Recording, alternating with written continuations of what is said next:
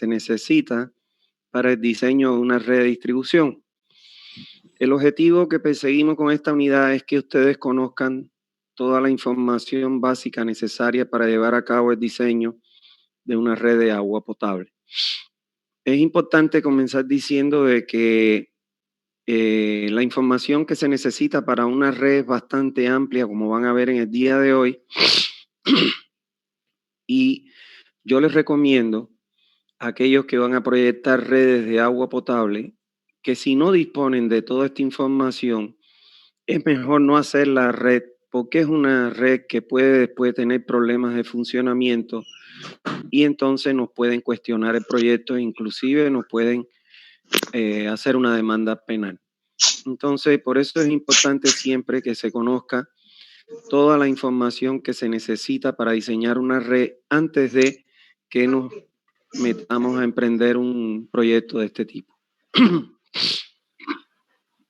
¿Cuál es la información básica que nosotros vamos a necesitar para el diseño de una red? Al diseñar una red de distribución, es aconsejable efectuar un estudio lo más completo posible de la zona de cobertura para tener un conocimiento general de las condiciones. O sea, lo primero es, una vez que ya nosotros nos han contratado para ello, para hacer el diseño de la red, lo ideal es hacer un recorrido por todo el área de cobertura para que nosotros más o menos tengamos un conocimiento general de las condiciones de la zona. ¿Está bien? Eso es importantísimo. Y a partir de ahí, entonces, al inicio de los trabajos, ya nosotros debemos tener todos los planos existentes de la zona, información acerca de los planos que nosotros necesitamos de la zona. Puede ser que la encontremos disponible en las oficinas municipales o en los organismos regionales de planificación.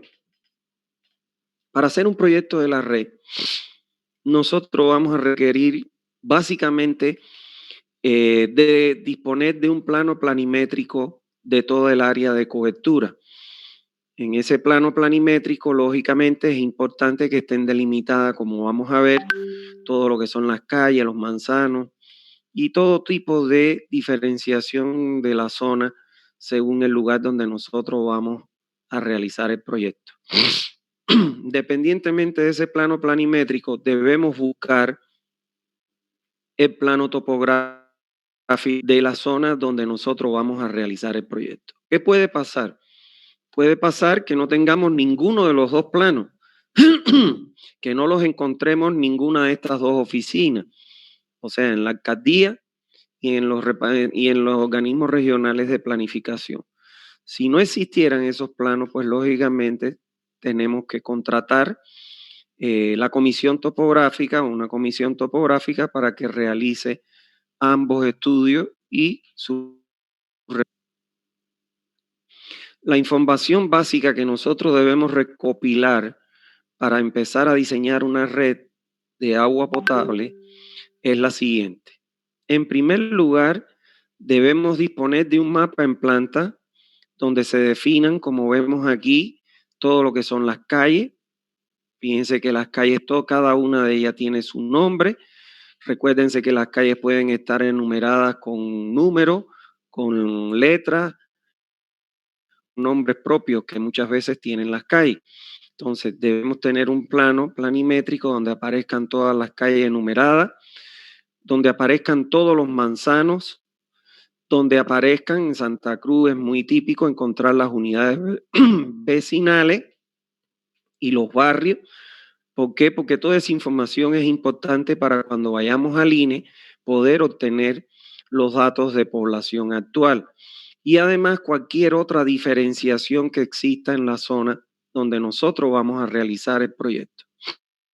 O sea que este plano planimétrico es fundamental, donde estén bien definidas calles, manzanos, unidades vecinales, barrios, etc.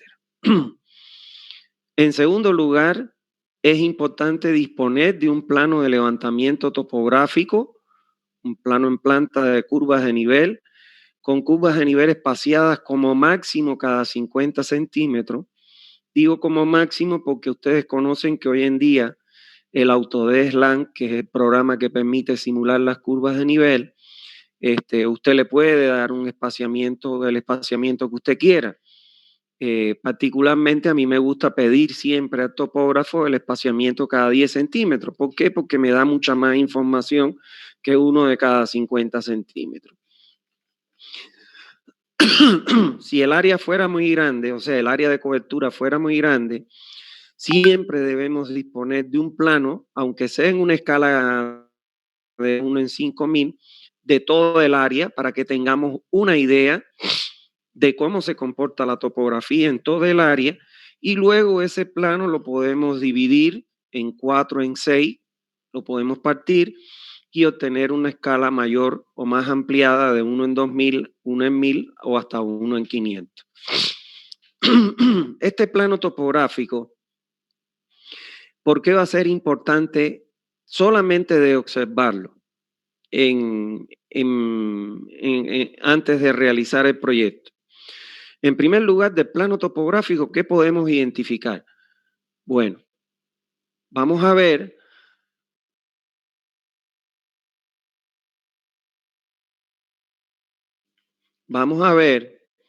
que del plano topográfico podemos identificar, por ejemplo, que esta es la zona más alta.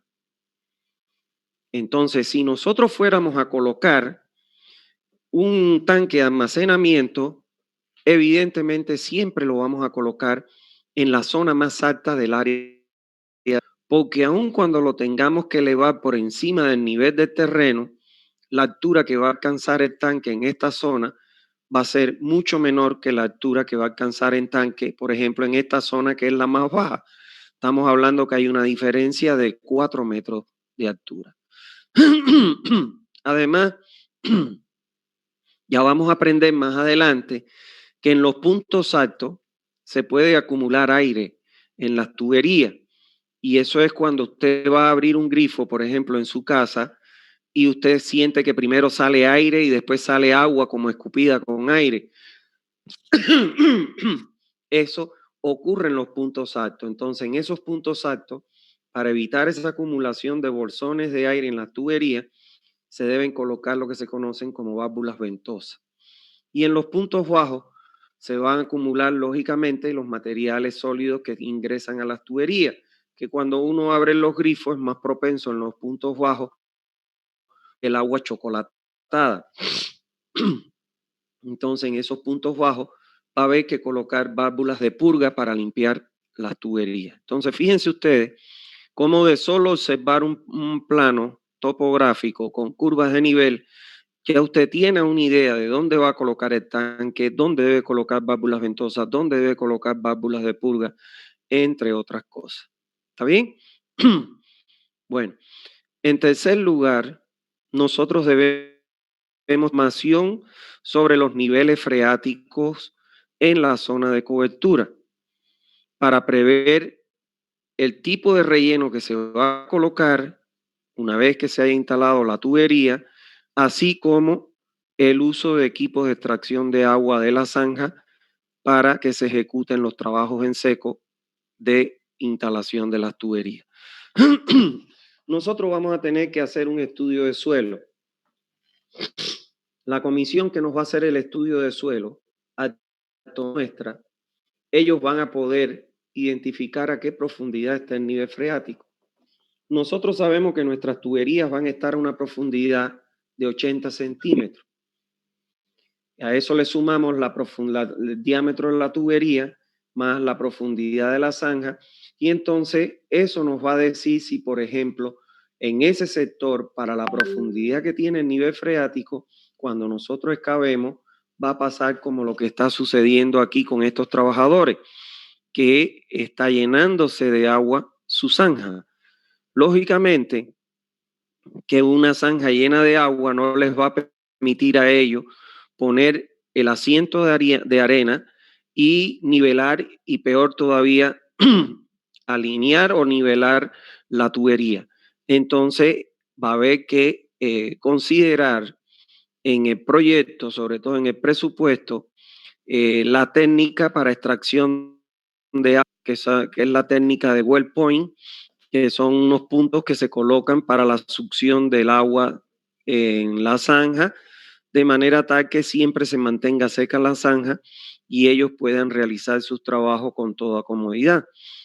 Pero además, donde nosotros tenemos niveles freáticos altos, el relleno común de las tuberías de PVC es una capa de asiento de 5 centímetros, entre 5 y 10 centímetros. La tubería que se rellena con arena también, el asiento es de arena, la tubería se rellena con arena y por encima de la tubería se recubre con una capa entre 5 y 10 centímetros igual de arena. Si tuviéramos el nivel freático alto, la subida y bajada puede lavar la arena porque es un material muy fino. En esos casos, entonces hay que cambiar la arena por grava para evitar que se produzcan asentamientos de las tuberías por el lavado de la arena como tal. Entonces, fíjense ustedes la importancia no solo de contemplarlo en el presupuesto, sino también de tipo de recubrimiento y lógicamente de las previsiones que se tienen que tomar económicas para que esa empresa pueda extraer esa agua durante se realicen los trabajos de ejecución. En cuarto lugar, es necesario para que nosotros diseñemos la red, disponer de los datos actuales de la población regional y local, que estos pueden ser adquiridos en el INE. O sea, uno va a visitar el Instituto Nacional de Estadística, aquí en Santa Cruz, está en el segundo anillo, donde está segundo anillo y Paraguay, un poquito más adelante en la otra, ahí está el INE. Entonces uno visita la oficina del INE y en esa oficina del INE uno tiene para el área de, por ejemplo, si vamos a hacer el proyecto de distribución de agua potable de Guarne, uno visita el INE y en el INE uno le va a solicitar, en primer lugar, la población actual de la ciudad de Guarne.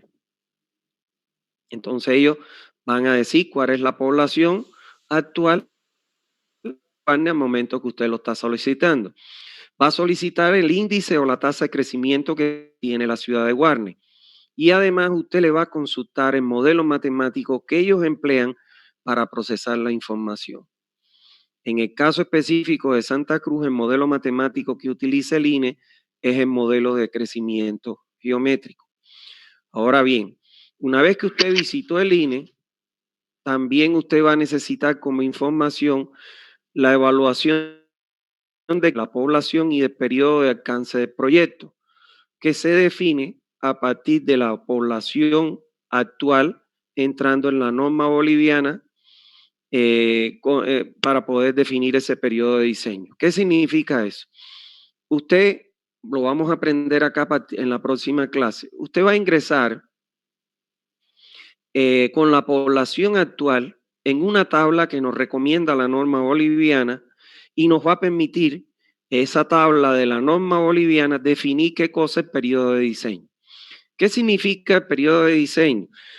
Lo que sucede es que nosotros cuando hacemos un proyecto de una red de agua potable o de alcantarillado sanitario, nosotros no lo podemos diseñar para la población actual. Supongamos que a mí me contrata ahora una empresa para que yo le diseñe la población actual de la ciudad de Guarne. Yo voy al INE y averiguo en el año cero, que es este año 2020, que me averiguo cuál es la población actual. Si yo diseñara la red para la población actual, al año que viene, ya cuando empiece haya un crecimiento de la población, ya mi red no me va a servir, porque no va a tener la capacidad de entregar el agua de esa población que yo no consideré. Entonces, por eso es que cuando uno diseña una red, no lo diseña para la población actual, sino lo diseña para una población futura. Pero ¿quién me define cuál es ese futuro? La norma boliviana. ¿De qué manera? A través del periodo de diseño. Ingreso con la población actual en la norma boliviana y busco y me dice que por ponerle un ejemplo, que el periodo de diseño mío es para 20 años. Entonces yo, con mi población actual, con mi tasa de crecimiento y con el modelo matemático, yo proyecto cuál va a ser mi población futura para estos 20 años que me da norma que yo debo diseñar mi red y calculo mi población futura. Entonces, mi diseño yo no lo hago para la población actual, sino lo hago para esta población futura. ¿Está claro? Eso es. Entonces, eso me lo define a mí qué cosa, la población, el periodo de diseño del proyecto. Por otro lado, yo necesito para diseñar, y esto es importantísimo, la delimitaria total de cobertura de la zona en hectáreas. O sea, es importante que siempre cuando usted lo contraten para hacer un proyecto de una red de agua potable, usted le diga a la persona o la entidad que lo está contratando, en este caso vamos a suponer que a mí me contrató la cooperativa de Guarne para diseñar la red de agua potable de Guarne, que me defina cuál es la poligonal que me va a abarcar el área de cobertura que ellos quieren que yo cubra. ¿Por qué? Porque si ellos de aquí sacan una derivación para un área aledaña a esta, lo más probable es que ya no le satisfaga la presión y los volúmenes requeridos. Entonces, esto es importantísimo para que yo defina como límite espacial de mi proyecto la cantidad de hectáreas que ellos me delimitaron con su poligonal que yo debería cubrir con el proyecto que quieren que yo les haga. ¿Está claro? Entonces, eso es importantísimo. Y eso me va a dar el área total de cobertura en hectáreas. Otro elemento que es importante que ustedes tienen que conocer antes de realizar el proyecto de formación es la determinación cualitativa. ¿Qué significa cualitativo? ¿Cuál es la calidad del agua de la fuente que usted va a utilizar para abastecer a la población? Y además la determinación cuantitativa, o sea, la cantidad de agua, el caudal que le puede entregar esa fuente de la cual usted va a dotar de agua a la población. O sea, usted va a tener que tomar, ya una vez que identifica la fuente, llevarla al laboratorio de calidad y le diga si esa agua es potable o no. Si es potable, usted solo diseñará la red. Pero si el agua no es potable, o sea, de los 28 parámetros que ya ustedes aprendieron, uno no cumpliera, entonces hay que construir una planta potabilizadora. Por eso yo les decía en la clase anterior de que era importante, a pesar de que dan en los semestres finales, que se conociera qué cosa es una planta y cuándo se debe colocar. Y además es importante que usted conozca la cantidad de agua que le puede entregar esa fuente, el caudal. ¿Por qué? Porque lo que no puede pasar es que la demanda de agua supere la capacidad de entrega de caudal de la fuente, porque entonces vas a tener un déficit de agua. ¿Está bien? Entonces, eso es un estudio que usted tiene que tener previo a la realización del proyecto de un sistema de distribución de agua. Por otro lado, se necesita hacer un levantamiento completo del sistema de abastecimiento de agua existente, indicándose la capacidad nominal del mismo. A ver, supongamos que a nosotros nos mandan a hacer, o nos piden, perdón, no nos mandan, sino nos solicitan que le hagamos la red de distribución de una comunidad rural. Si la comunidad ya existe, pero no tiene red de distribución, ellos de algún lugar, ellos están extrayendo el agua. y de ellos se están abasteciendo de agua de algún lugar, porque nadie puede vivir sin agua en este mundo. Entonces, nosotros debemos visitar esa comunidad que le vamos a diseñar el sistema de agua potable y levantar el sistema de abastecimiento actual. Vamos a ir a 1, 2, 3, 4 domicilios y le vamos a preguntar, por ejemplo, tocamos la puerta de un domicilio y entrevistamos a un miembro de la familia. Y le podemos decir, ¿de dónde usted se está sirviendo de agua? ¿Y qué nos pueden decir ellos? A lo mejor nos dicen, yo tengo una noria allá atrás en el patio y de ahí saco con un balde agua. ¿Qué me está diciendo ya? Que hay agua subterránea porque él está sacando agua de un pocito, de un pozo. Ahora puede ser que vayamos a otro lugar, otra casa, toquemos. ¿De dónde usted se está sirviendo de agua? Yo traigo unos baldes de ahí, de una quebrada que está aquí a unos metros del patio de mi casa. Ya sabemos que hay otra fuente que es superficial. Entonces, este levantamiento del sistema de abastecimiento que ellos tienen actualmente nos puede permitir identificar, como ya les he demostrado, las posibles fuentes de abastecimiento con las que nosotros podamos contar en nuestro proyecto. Pero además nosotros podemos hacer un estimado de la dotación. Vamos a retomar el primer ejemplo. Llegamos al domicilio y le preguntamos, sale el señor o la señora y le preguntamos, ¿de dónde sacan agua? Bueno, de una noria que tengo en el patio de mi casa. Bien, qué bueno. ¿Cómo sacan el agua? Con un balde. ¿Qué capacidad tiene su balde? Si no la tiene, nosotros lo vamos a forar. Hasta con una botella de 2 litros o de medio litro la vamos llenando y sabemos la cantidad de litros. Normalmente un balde tiene 10 litros. ¿Está claro? Entonces, le podemos preguntar, ¿cuántos baldes usted saca diariamente de esa noria? Y puede ser que nos diga, yo saco 10 baldes al día. 10 baldes por los 10 litros, entonces ellos están sacando litros por día. O sea, ellos están consumiendo 100 litros de agua en un día. Y ahora la otra pregunta para obtener su dotación es preguntarle cuántas personas viven en esta casa y hacen uso de esos 100 litros. Y ellos nos pueden decir, bueno, soy yo y mi esposa, somos 2.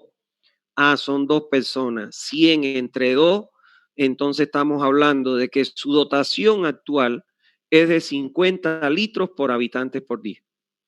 Y entonces hemos obtenido qué información del levantamiento del sistema. La fuente y la dotación actual que ellos están consumiendo. Entonces, con esta dotación, con este estudio, en la próxima clase lo vamos a retomar y ustedes van a ver para qué nos sirve el poder estimar inicialmente este valor de dotación actual que ellos consumen. ¿Está bien?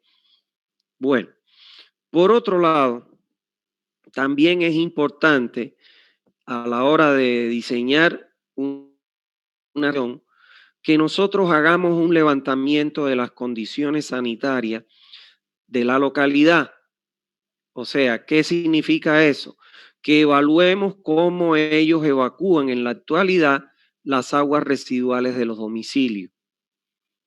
¿Y por qué? Ustedes preguntarán, pero si nos han contratado para diseñar el sistema de agua potable, ¿qué nos importa a nosotros cómo evacúan sus aguas residuales? No, es importantísimo. Por ejemplo, miren estas 2 imágenes. Aquí evidentemente las aguas residuales las largan ¿a dónde? A la cuneta de las calles. ¿Ven? Miren aquí la cuneta de las calles. Esta calle no está pavimentada. Esta calle está pavimentada. Entonces, el hecho de largar el agua residual a las cunetas, no se olviden que nuestra red va a ir separada a 1 metro de cordón de acera, a 1 metro de cordón de acera y a 80 centímetros de profundidad. Entonces, ¿qué significa? ¿Qué puede pasar?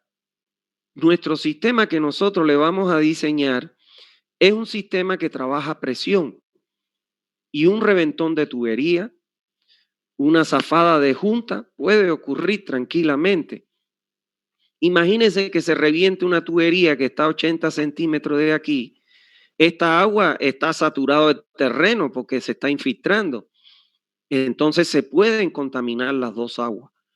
Y si se contamina el agua potable con el agua residual, entonces pueden ocurrir las enfermedades de origen hídrico y con ello puede ocasionar inclusive hasta la muerte por cólera de que la consuman. Entonces, no es que nosotros le vamos a diseñar el sistema de alcantarillado o resolverle el problema de su distribución o de su desagüe de las aguas residuales.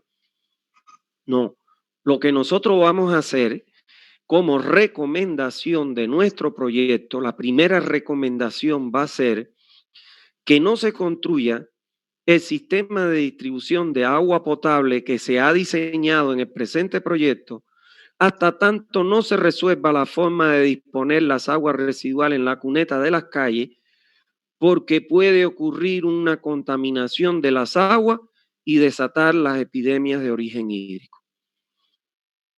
Con eso, nosotros como proyectistas estamos advirtiendo de una posible desgracia si no se resuelve este problema. Entonces ya nosotros estamos salvando nuestro pellejo y alertando de una posible contaminación producto de una forma de disposición de las aguas residuales. ¿Está bien? Eso es. Por otro lado, se deben obtener los datos de la economía regional y local. ¿Por qué es importante obtener estos datos? En primer lugar, para conocer la economía de la zona. O sea, señores, yo necesito saber cuáles son los ingresos per cápita por familia de la zona, porque en orden de prioridad, el salario que gana un trabajador, todo trabajador en cualquier lugar del mundo, inclusive Bolivia, el primer orden de prioridad, ¿cuál es? El dinero para la alimentación, o sea, para comprar alimento para poder alimentarse.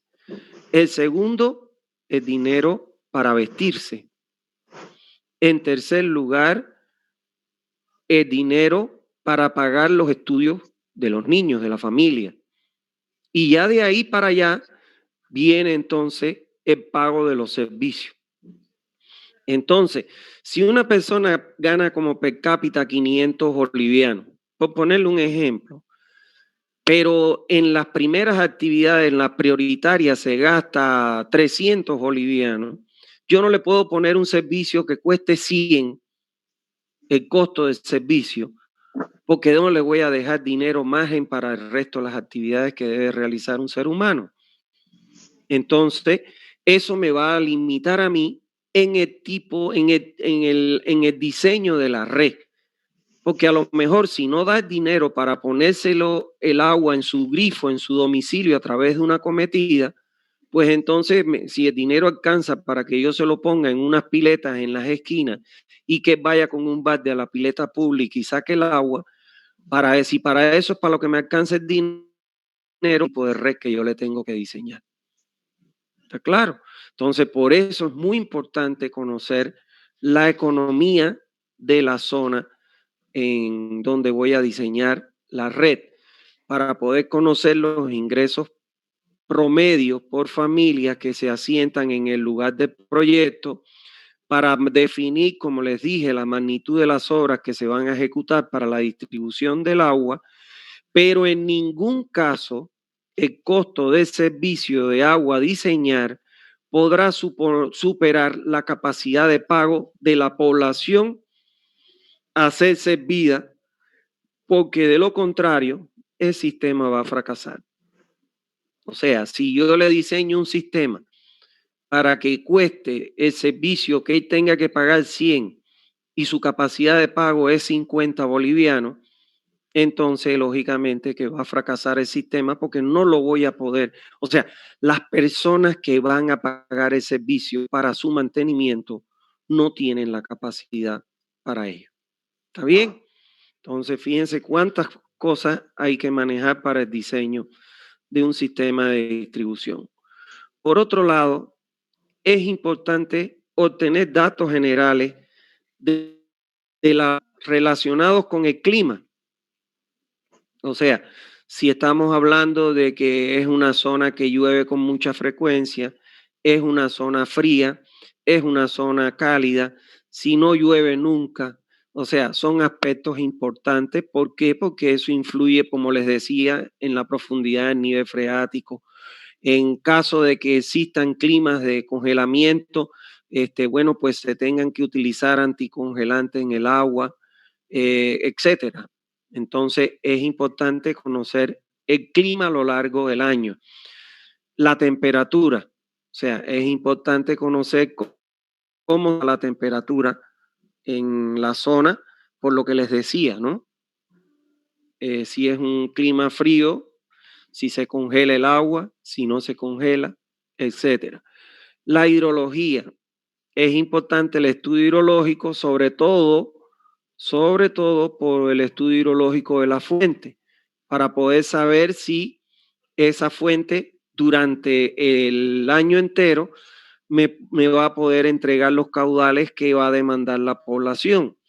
Recuérdense que en la clase anterior le mandó, por ejemplo, un río o una quebrada, puede ser que en periodo lluvioso, en época de lluvia, me satisfaga el caudal, pero en época de seca no me satisface y a lo mejor eso me conlleva a tener que construir una presa para almacenar el agua en periodo lluvioso que va a satisfacer la demanda en el periodo de seca.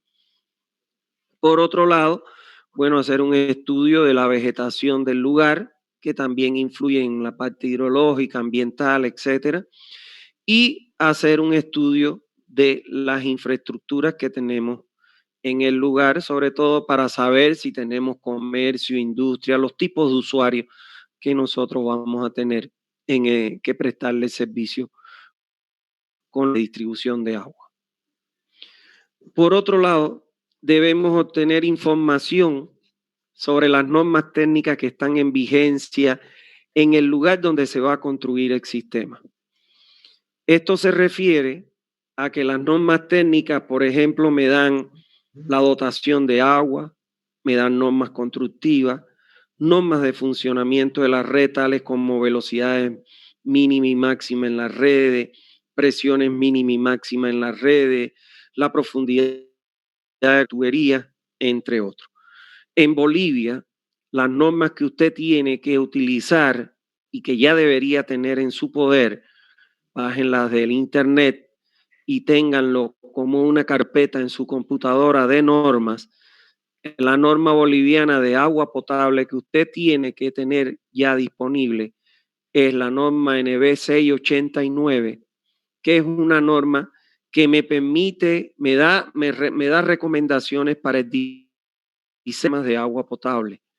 Y además necesita el reglamento nacional de técnicos de diseño de sistemas de agua potable. O sea, estos son la norma boliviana NB 689 y el reglamento técnico para el diseño de sistemas de agua potable. Estas son las dos normas que ustedes tienen que bajar y tener a mano para que cuando usted vaya a diseñar, usted la consulte y vea qué es lo que le recomienda, por ejemplo, en cuanto a las velocidades mínima y máxima en el interior de las tuberías, cuál es la presión mínima, cuál es la presión máxima, la ubicación de la tubería, la profundidad, etcétera, etcétera. No obstante a ello, yo les comento que el curso que nosotros estamos impartiendo está basado fundamentalmente sobre estas dos normas. O sea que todo lo que vamos a ver está regido o estipulado dentro de estas dos normas. ¿Está bien? Pero sería bueno que ustedes la tengan. Por otro lado, es importante, antes de comenzar el diseño, que se obtenga la información acerca de las instalaciones que están soterradas en el área de cobertura donde vamos a realizar el proyecto. Ustedes conocen, por ejemplo, en Santa Cruz, ustedes han visto que la tubería de gas, el gas domiciliar, va enterrada. La tubería de gas va entre la acera y el... Entonces es importante precisar si hay tuberías de gas, porque cuando nosotros vayamos a construir la cometida, hay que tener mucho cuidado, no vayamos a picar cuando excavemos para instalar la tubería, le metamos un picazo a la tubería de gas porque inclusive puede ocasionar la pérdida de vida. Entonces es importante conocer si existe y la ubicación exacta. Por otro lado, tanto la electricidad y el teléfono van por las aceras de las calles cuando están soterradas.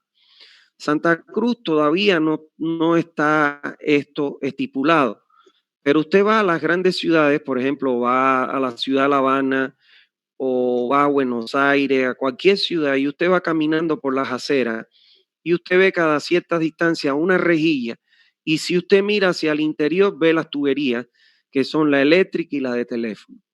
¿Qué pasa, por ejemplo? ¿Por qué en Santa Cruz todavía hay extendido aéreo? Porque Santa Cruz se expandió horizontalmente. O sea, eran casas, casas, casas, casas, casas. Y entonces es de recién que se han empezado a construir los grandes edificios. Entonces, cuando ya se empieza a una ciudad a crecer verticalmente, entonces esos tendidos aéreos pasan a ser tendidos soterrados. Porque si no ocurre lo que nosotros vemos en la televisión, se electrocutó un albañil porque hizo contacto con el tendido eléctrico de alta tensión. O si no, por ejemplo, en el balcón de la casa puede ser que el primer piso tengas a la mano el tendido eléctrico o el tendido, el cableado de teléfono. Entonces, eso a la larga en Santa Cruz van a ir por las aceras. Entonces, es importante que nosotros obtengamos información del lugar donde vamos a proyectar por dónde pasan estas instalaciones soterradas para evitar lo que se llaman como las conexiones cruzadas. ¿Está bien? Bueno. Por otro lado, es importante obtener información acerca de las redes instaladas para evitar las conexiones cruzadas. Por ejemplo, miren acá. Esta tubería que vemos acá entre ploma y negra, ploma tirando a negra, que yo estoy pasando con mi puntero, es una tubería de agua potable. ¿Por qué sé que es una tubería de agua potable? Por la profundidad a la que se encuentra. ¿Está claro? Unos 80 centímetros más o menos, ahí está la tubería de agua potable. Ustedes ven acá esta cámara de hormigón, están construyendo evidentemente un alcantarillado. Y esta es una cámara de inspección del alcantarillado. Y esto que vemos aquí, esta partecita de aquí, es el alcantarillado sanitario, que lógicamente va entre una profundidad de 1 metro y 6 metros. Por eso es que le aseguro que es el alcantarillado sanitario. Y esto que vemos acá, esta tubería de PVC color naranja más o menos, esto viene a ser una cometida domiciliar del alcantarillado sanitario. O sea, esto es lo que recolecta las aguas de un domicilio y las conecta al alcantarillado sanitario. Esto que hay aquí, fíjense ustedes, esta es una tubería que cruza el alcantarillado. Esto es lo que se conoce como conexiones cruzadas. Si nosotros no tenemos información de todas las conexiones que hay enterradas, imagínense cuando fueran a construir la zanja, a excavar la zanja para conectar la tubería alcantarillado, que no supieran que está la de agua potable y aquí le hubiesen metido la maquinaria, hubiesen reventado la tubería. Entonces, por eso es que es importante siempre obtener información de todas las tuberías que están instaladas. ¿Cómo se debe obtener esa información? Bueno, lo correcto es que esa información se obtenga del Departamento de Planificación Física de la Alcaldía. Lamentablemente en Santa Cruz eso no ocurre, porque la Alcaldía delegó los servicios básicos a las cooperativas que ustedes ya conocen.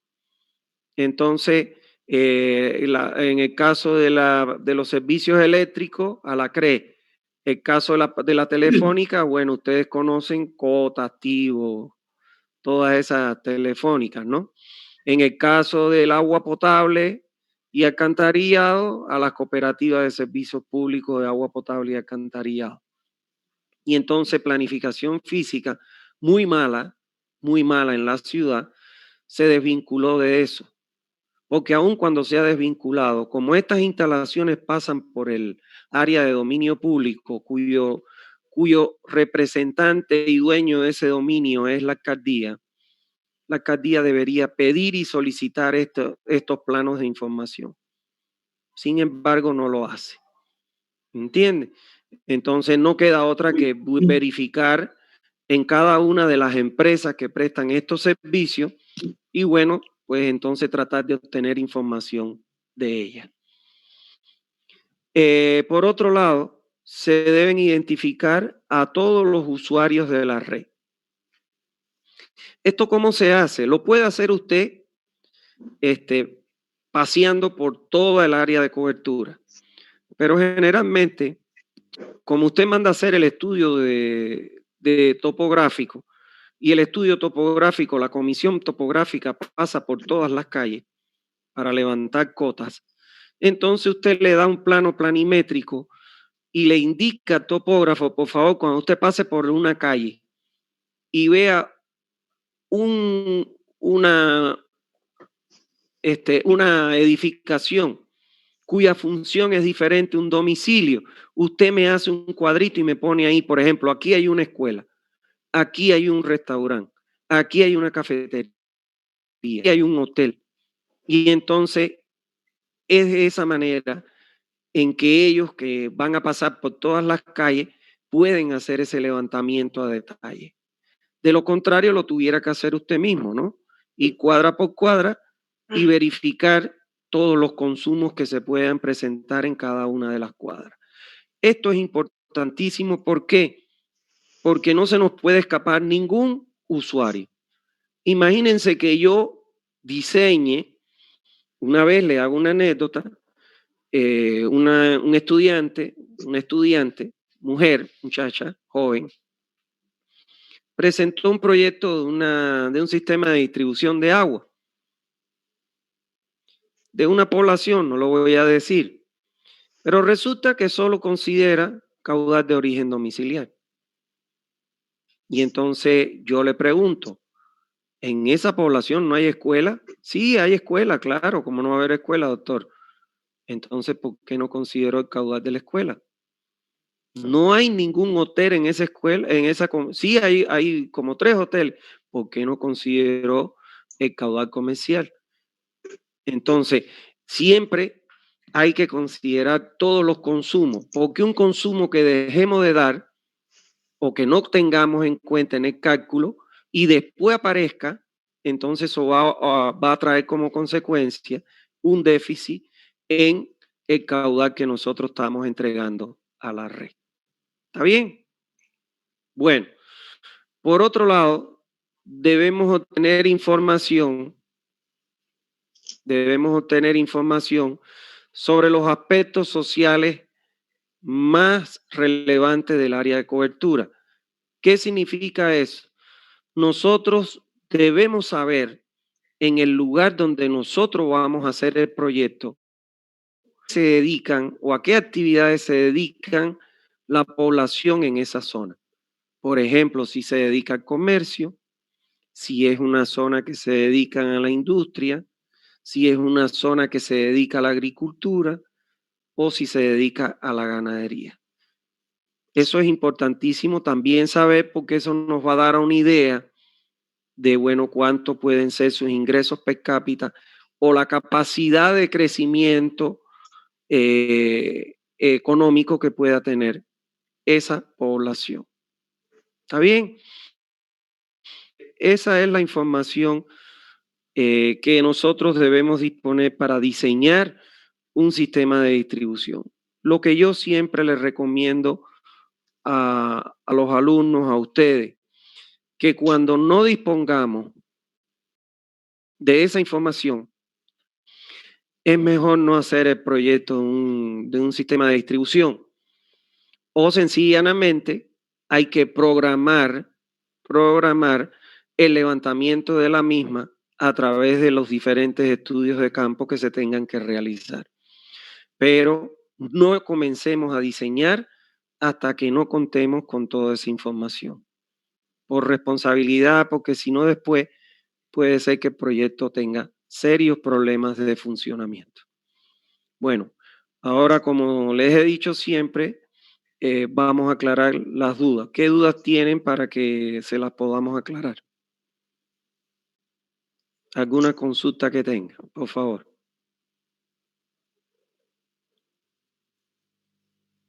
¿No hay duda? Buenas tardes, doctor. Buenas tardes, Diego. Una consulta, no me quedó muy claro. Usted mencionó que cuando uno está haciendo la instalación, instalando la red de distribución y nos llegamos a topar con niveles freáticos muy superficiales o poco profundos, sería con 2 capas de grava, es así, para que el agua del nivel freático no socave la arena y me mueva la tubería. Sí, eso lo vamos a ver más adelante, ¿no? Yo les hice mención para irle adelantando la importancia que tiene el conocimiento del nivel freático.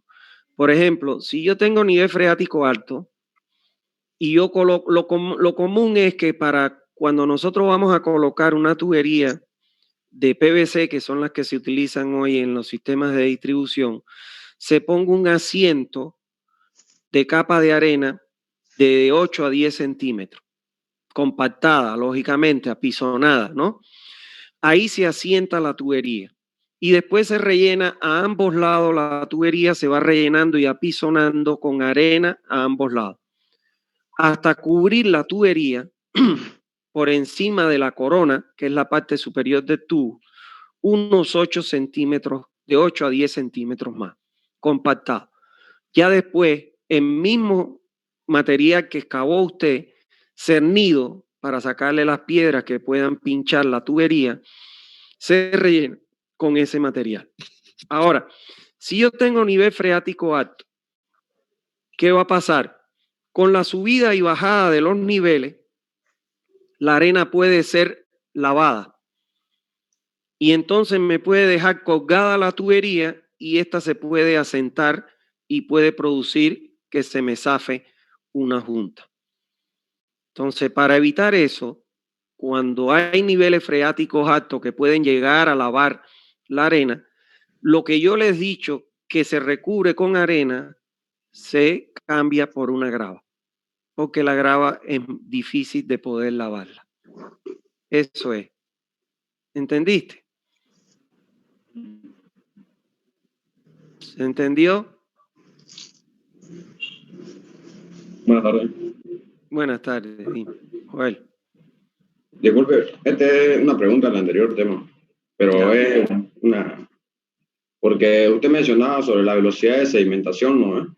Que en caso del cribado era el 0,3 a 0,8, ¿no? Y Ajá. ahora yo digo, ¿cómo afecta eso, esa velocidad, de modo que pueda diseñar yo la reja del cribado? O sea, eso me queda medio confuso eso. De modo que la velocidad, digamos, de acuerdo a la velocidad voy a diseñar, ¿no? Sí. Pero debe haber una fórmula, seguro, para Claro, hay fórmulas. ¿no? Esa velocidad que debe estar entre 0,3 y 0,8 es la velocidad de circulación entre barras, o sea, entre las barras. Entonces yo tengo una formulita que me permite calcular el número de barras y el número de espacio entre barras que tengo. Si yo sumo el número de espacio entre barras que tengo y lo multiplico por la altura que alcanza el agua, eso me da el área entre barras. Y de esa área entre barras, caudal es igual al área por la velocidad. Si yo tengo el área entre barras y conozco mi velocidad, conozco el caudal, entonces ya yo puedo saber en este caso, cuál es la velocidad que voy a tener entre barras. Y entonces lo que tengo que hacer es aumentar o disminuir el ancho en función de obligar a que siempre esa velocidad cumpla estar en ese rango. Pero eso no lo vamos a ver lamentablemente acá en el diseño. Sí se ve en la materia que yo impacto después de esta y yo les enseño a calcular eso. Gracias. Está bien, pero aquí no, aquí solo hemos visto la parte teórica, porque está en el pensum de la materia de planta potabilizadora de agua. Pero a mí me sentiría muy mal si yo no le hablo de planta, puesto de que si ustedes van a diseñar una red y la fuente, el agua no es potable, tienen que colocar una planta. Entonces, como yo sé que la mayoría se va por carretera y por estructura, les hablo para que puedan entender eso y sepan que tienen pendiente ese conocimiento. ¿Alguna otra duda? Disculpe, ingeniero, digamos, Sí. cuando uno va a hacer una red de distribución ahí en una población en pleno desarrollo, ¿es obligatorio, digamos, que la red de distribución pase por todas las calles y avenidas? Sí. Porque, digamos, por aquí yo vivo y hay un problema en una calle donde antes era un lote baldío y y al lado una iglesia. Y en esa calle no hay red, o sea, no pasa la red de distribución. Pasa sobre la avenida, pero no dentro de la calle. No, es obligatorio. Cuando uno va a diseñar una red en donde exista la posibilidad de asentamiento de una persona, o sea, ¿por qué?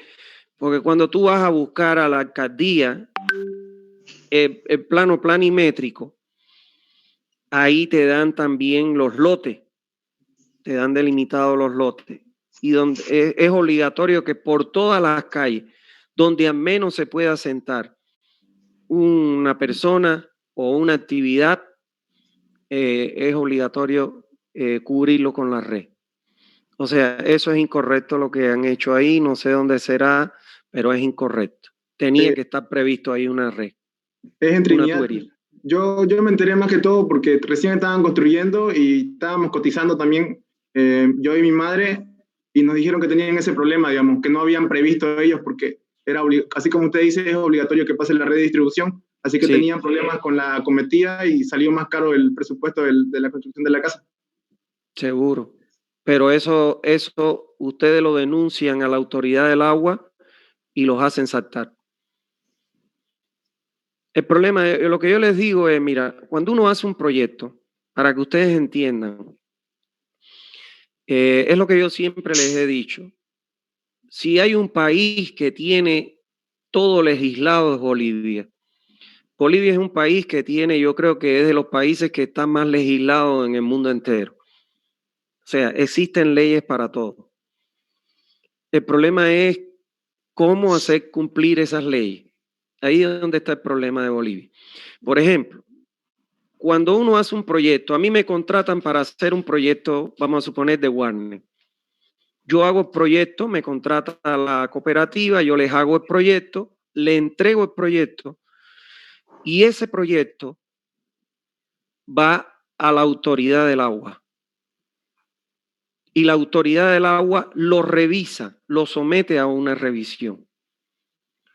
Si en ese proyecto yo me he olvidado de 1, 2, 3, 4 calles por donde no han pasado las tuberías, lo correcto es que en esa revisión me reboten el proyecto porque yo no he contemplado todo el área de cobertura con red. ¿Me entienden? Entonces, ese es el problema. Por eso les digo, muchas veces pasa porque la entidad que tiene que revisar eso no hace una revisión lo adecuado como para darse cuenta de todos esos errores. ¿Me entienden? Entonces, eso es importante.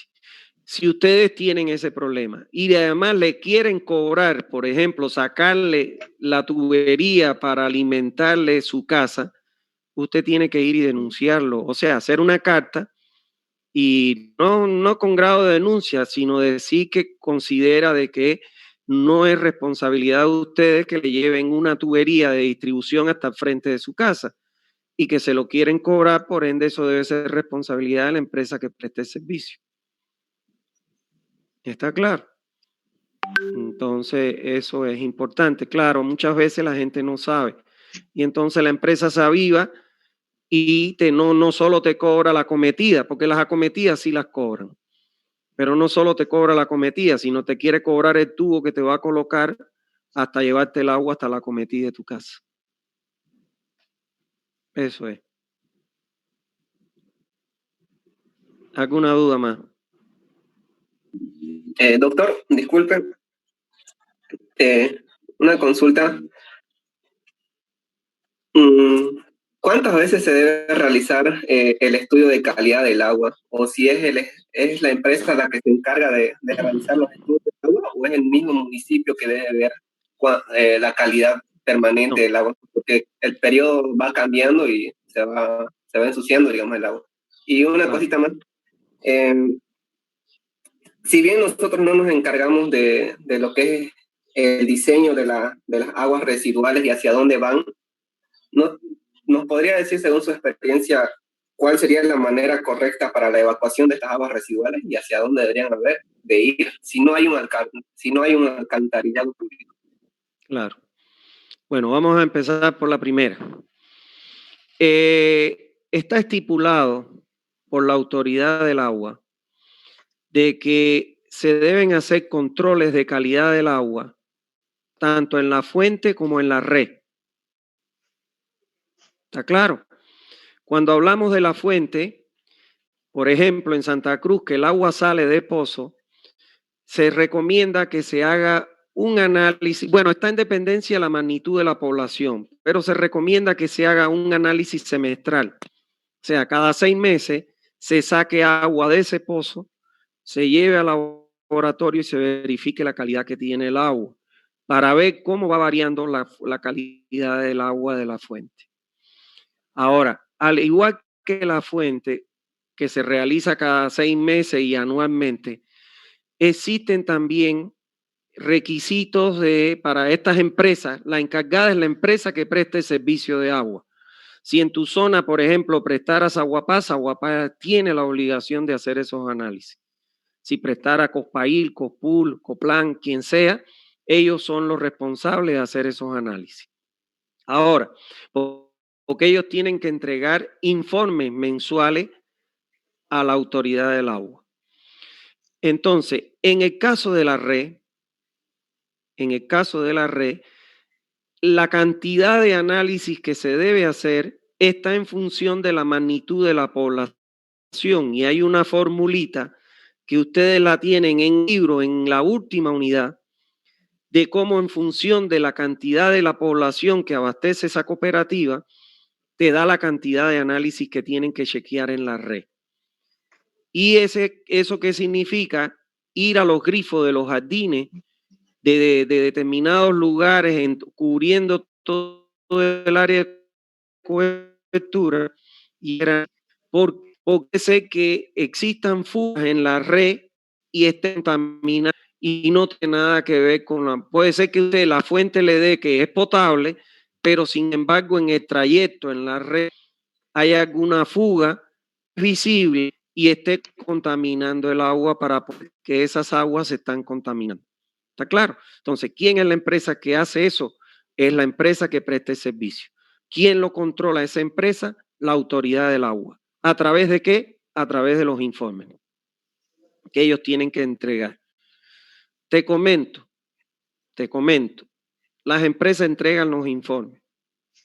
No cumplen con requisitos de calidad de agua potable. Hay lugares que hay hasta coliforme en el agua, para que tengas idea. Hay lugares en Santa Cruz que prestan servicio que entregan agua con coliforme y sin embargo las autoridades no lo multan, lo cual quiere decir que ni se leen los informes.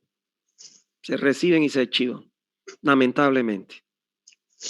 ¿Qué decirte, por ejemplo, con que no cumple con el requisito de hierro, requisito de manganeso? O sea, hay cooperativas que siguen entregando agua con valores de hierro y manganeso por encima de lo permitido para el consumo de un ser humano y no le dicen nada a las autoridades y no le hacen nada. Pero es porque muchas veces no lo revisan las autoridades. Ahora, la otra pregunta. Cuando no haya, lo ideal para evacuar las aguas residuales es un alcantarillado sanitario, como vas a aprender aquí en Sanidó. ¿Por qué es lo ideal un alcantarillado sanitario? Porque el agua la evacúa y la aleja lo más rápido posible del contacto con las personas, evitando que cosas que se generen todas las enfermedades de origen hídrico, como la fiebre tifoidea, paratifoidea, la disentería, la mebiasis, cólera, etc. Eso es lo ideal. Ahora, donde no existe alcantarillado sanitario, se deben hacer tratamientos individuales en el interior de los domicilios, que acá se utiliza mucho el tanque séptico y utilizan el pozo absorbente o un pozo ciego. Ahora, hay otros tratamientos individuales dentro de los domicilios que lógicamente se colocan en función de las características del lugar donde tú vayas a diseñar. Entonces, eso es lo que, hay un curso que yo doy muy lindo, que es el diseño de instalaciones hidráulicas y sanitarias para edificios, donde ahí yo le doy un módulo donde les enseño a dimensionar un espacio sanitario, a conocer los muebles sanitarios que se colocan, las características de cada uno, les enseño los tipos de válvulas que se colocan, la grifería. Tiene otro módulo donde les enseño todo lo que son los sistemas de distribución de agua a un domicilio, directo o indirecto. Directo cuando es de la presión de la red, indirecto cuando es cisterna y tanque elevado. Tiene un tercer módulo donde les enseño a diseñar los sistemas de desagüe sanitario, el desagüe pluvial, la ventilación y la ventilación. Y tiene un cuarto módulo donde les enseño a diseñar todos los tratamientos individuales de las aguas residuales que yo te hago mención. Tiene un quinto módulo donde les enseño a diseñar piscina y un sexto módulo donde les enseño a diseñar agua caliente, sistemas de agua caliente. Es un curso muy bonito, recién lo he terminado, es de agua caliente. Pero bueno, para mí es de los cursos más completos que yo imparto y que yo haya visto. Es un curso muy lindo. Pero bueno, eso le deberían enseñar a ustedes en edificios 2, pero no les enseñan nada. La realidad es que no les enseñan. Bueno, ¿alguna otra duda que tengan? ¿Te quedó claro, no? Sí, gracias, doctor. No, pues nada. ¿Otra duda que tengan, por favor? Buenas tardes, doctor. Buenas tardes. Una dudita, usted estaba hablando en el punto 2 sobre el plano de levantamiento topográfico sobre las curvas de nivel, que al verlo en la zona nomás nos dábamos cuenta en qué curva se colocaba el sistema, ¿no? Esa parte de ahí no la entendí muy bien. ¿Sería que me lo podría explicar, por favor? Claro. Vamos a compartir pantalla.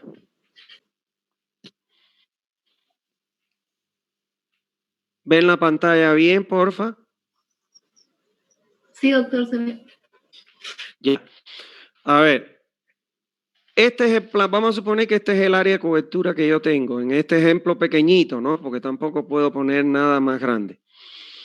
Si nosotros nos fijamos acá, el punto más alto es la 450 y la 401, cota.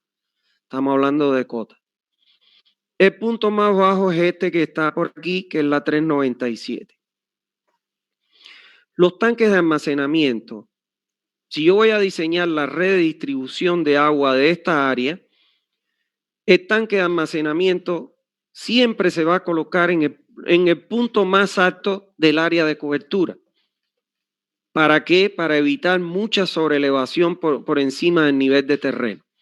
Entonces, como ya yo sé que esta zona es la más alta, ya aquí, de mirar el plano me está indicando que aquí voy a tener que buscar un lote para colocar mi tanque elevado. ¿Está claro? Ahora, yo sé, y ustedes van a saber también porque lo van a aprender en este curso, de que en los puntos altos de la red, en las zonas altas, se acumulan bolsones de aire. Siempre hay aire cuando uno bombea o cuando uno entrega de un tanque, etcétera. Siempre ingresa aire a la red. Y muestra de ellos, no sé si a ustedes alguna vez han abierto su grifo y sale ruido y no sale agua y sale aire y después empieza a salir agua como escupida con aire. Eso es porque en ese lugar hay un bolsón de aire. Cuando sale el aire, aunque ustedes no lo quieran creer, cuando el aire pasa por el medidor, te hace girar también el mecanismo de relojería. Y entonces te hace marcar el medidor. Y te están cobrando, te están entregando aire y te están cobrando como si fuera agua. Y eso no puede ocurrir. Por eso cuando ustedes tienen en su casa que frecuentemente le sale aire por las tuberías, ustedes tienen que ir a una oficina de la empresa que le preste el servicio a ustedes de agua en la zona, que se llama ODECO, Oficina de Defensa del Consumidor, y decirle que en su casa constantemente le sale aire por las tuberías. ¿Por qué? Porque ese aire cuando pasa por el medidor le marca como si fuera agua y le están cobrando como si le estuvieran entregando agua, y es mentira porque te están entregando aire. Entonces, en esos lugares altos que ustedes van a aprender, ahí hay que colocar unas válvulas que se llaman válvulas ventosas que permiten el escape de esos bolsones de aire a través de esas ventosas, evitando que pasen por las acometidas. Pero además, en los puntos bajos, ustedes saben que el agua potable tiene hasta 1000 miligramos por litro totales. Entonces, en los puntos bajos se va a acumular,